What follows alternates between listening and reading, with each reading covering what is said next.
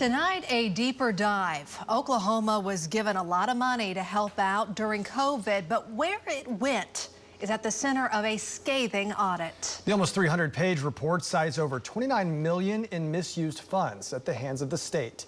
News 9 Capitol reporter Haley Wager with the details.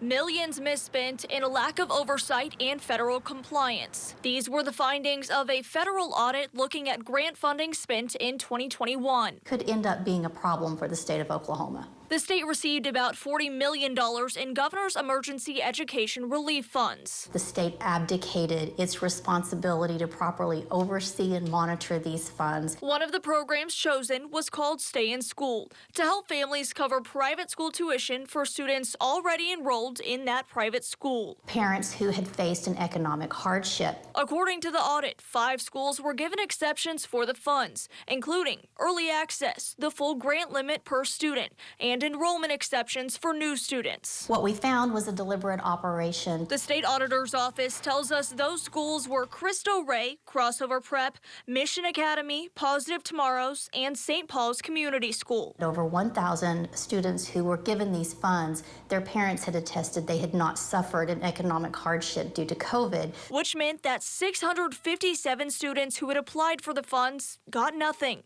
And they allowed outside special interest groups to come in to manage these funds, and they did not have the experience. Those special interest groups were also allowed to collect students' personal information that wasn't required for the families to receive the grant money, a possible FERPA violation. And we have no idea how that was housed or how it was protected. The big question, what kind of consequences can come from the millions misspent and lack of oversight? And it would be up to the federal government or even the Attorney General's office to take any further action. The Attorney General also requested an investigative audit. This will get down to the bottom of who's at fault for the misspent money, along with if there was any embezzlement or misappropriation of assets. At the Capitol for Oklahoma's Own, I'm Haley Wager.